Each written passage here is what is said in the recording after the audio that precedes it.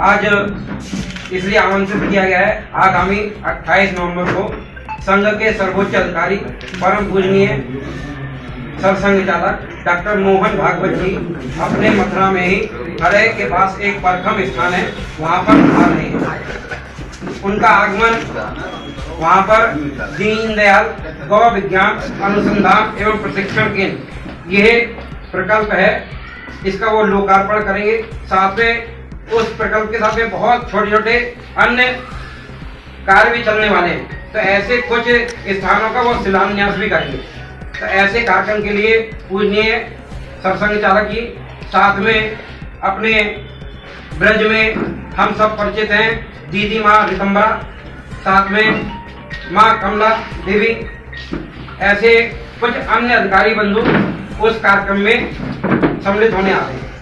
इस कार्यक्रम में पूरे पश्चिम उत्तर प्रदेश क्षेत्र से, जिसको हम उत्तराखंड, मेरठ और ब्रज ऐसे 3 प्रांतों के नाम से जानते हैं, तो तीनों प्रांतों से उसमें स्वयंसेवक कार्यकर्ता बंधु और साथ में समाज के जो सहयोगी बंधु हैं, ऐसे सभी लोग हमने आमंत्रित किए हैं। अपना ये संस्था हम सब जानते हैं कि संघ में लगभग 4-5 वर्ष पहले कुछ गतिविधियों का काम शुरू हुआ समाज में परिवर्तन की दृष्टि से, जैसे धर्म जागरण है, परिवार प्रबोधन है, सामाजिक समरसता है, गौ है, ग्राम विकास है, पर्यावरण। उसी में से एक अपना ये गौ सेवा एवं संरक्षण, इस गतिविधि के अंतर्गत दीनदयाल धाम में ही एक समिति का निर्माण किया। उसमें विभिन्न प्रकार के प्रकल्प चल रहे हैं। उस समिति के द्वारा यह संस्थान निर्माण किया जा रहा है और आगामी 1 वर्ष में विभिन्न प्रकार के उसमें कार्य प्रारंभ हो जाएंगे।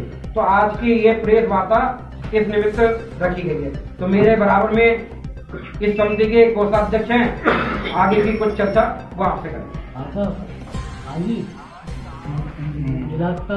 यहाँ पे मथुरा के पास ही करीब उससे 8 किलोमीटर दूर परखम नामक स्थान है। तो वहाँ पे लगभग 100 एकड़ में ये प्रोजेक्ट बनेगा। इसमें 70 एकड़ जमीन लगभग हम ले चुके हैं। इसमें गौ विज्ञान अनुसंधान केंद्र बनेगा। तो इसमें सबसे प्रमुख बात है कि जो आयुर्वेद से जो पशुओं की चिकित्सा है, मुख्य रूप से गौ की चिकित्सा है, इस पे ये विश्व का पहला अनुसंधान केंद्र है।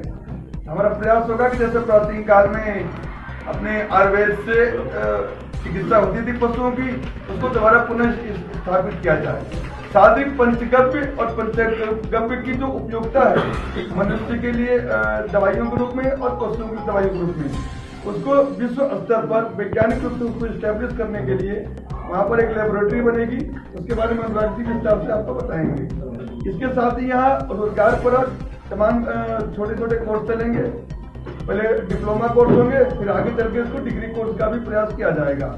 तो उसके लिए वहाँ पे क्लासरूम वगैरह बन चुके हैं।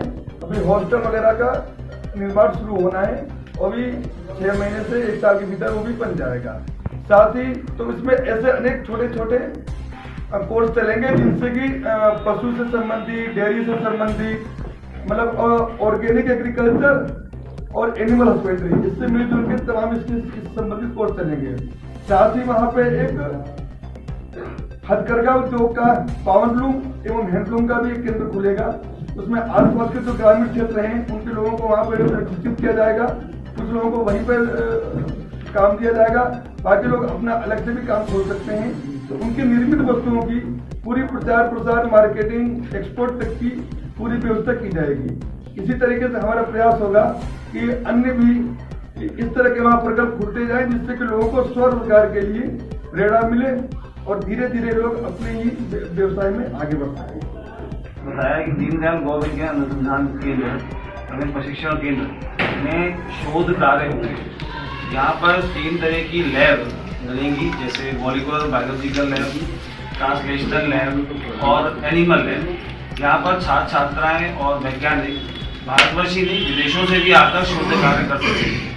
और जो गाय की उपयोगिता है उसको वैज्ञानिक दृष्टि से कैसे प्रमाणित किया जाए, इस पर शोध कार्य होकर उसको एक संदेश, एक प्रमाणिकता के रूप में दिया जाएगा, जो विभिन्न कोर्सों के माध्यम से यहाँ पर चलेंगे। डिप्लोमा कोर्सेज ऑर्गेनिक फार्मिंग पर, पंचगव्य पर, और पंचगव्य से क्या फायदे हैं, आयुर्वेद से पशु चिकित्सा और मानव चिकित्सा कैसे कर सकते हैं, इस पर भी डिप्लोमा कोर्सेज 6 महीने और वर्ष भर में चलने वाले यहाँ पर रहेंगे।